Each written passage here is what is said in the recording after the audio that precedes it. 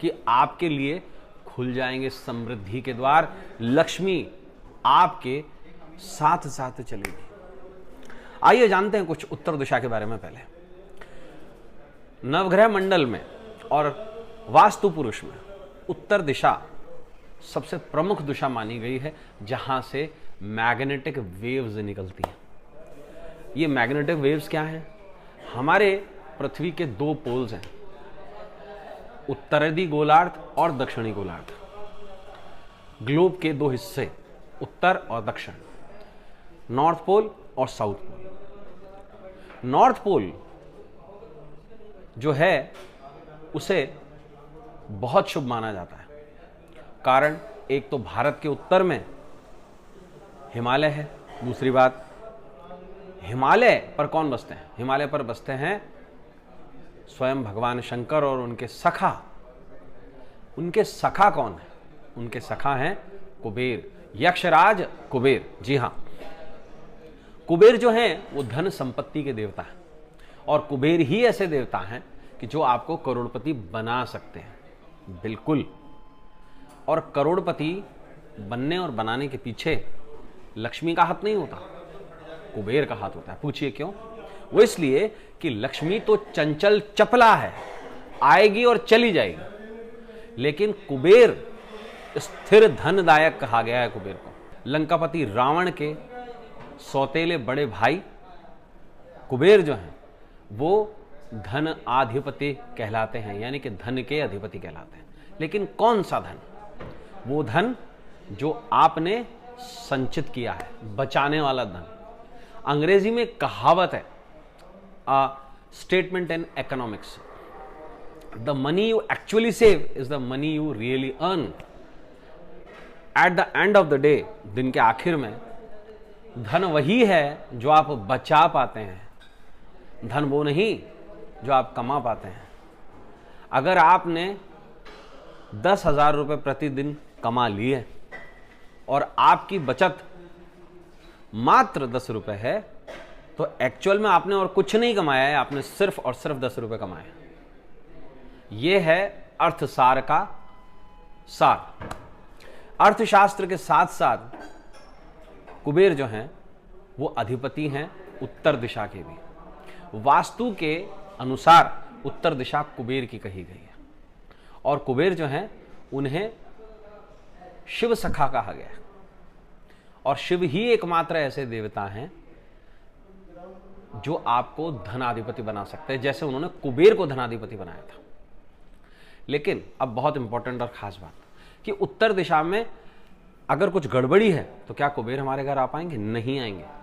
कुबेर का वरद हस्त वहीं रहता है जहां हरियाली होती है। यह जगह है गार्डन की।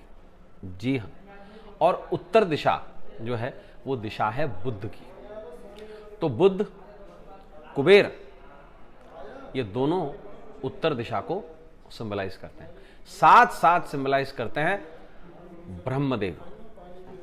एक स्टेजेस है, सबसे नीचे बुद्ध, उससे ऊपर कुबेर, और उससे ऊपर ब्रह्मदेव, और ब्रह्मदेव से ऊपर परम शिव। तो ये दिशा परम शिव की दिशा भी है। कारण आपने शिवलिंग को कभी देखा होगा तो शिवलिंग की जो योनि मुख है वो हमेशा उत्तर को सिंबलाइज करता है। यानी कि भगवान शिव, अगर उसको हम फिजिकल फॉर्म में लेते हैं तो भगवान शिव जो है वो हमेशा उत्तर से दक्षिण की दिशा में ट्रैवल करते हैं। यही दिशा गौरी की भी है। और इस दिशा में रखी हुई एक चीज, लेकिन उस चीज को रखने के लिए आपको घर में कुछ चेंजेस भी करने पड़ेंगे। वो क्या करने पड़ेंगे मैं आपको बताता हूं। देखिए, कुबेर भी जो बने थे वो बने थे धनाधिपति शिव से, और शिव ही मूल स्रोत हैं धन का।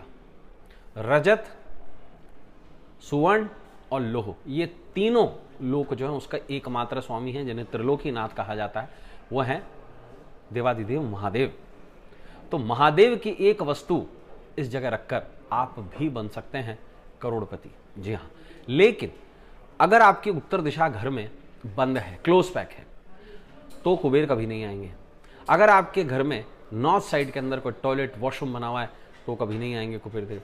साथ बसात के अंदर अगर उत्तर दिशा भारी है, वहां पे बहुत ज्यादा बड़ा फर्नीचर पड़ा हुआ है, तो कुबेर देव नहीं आते। कुबेर देव को स्पेस चाहिए।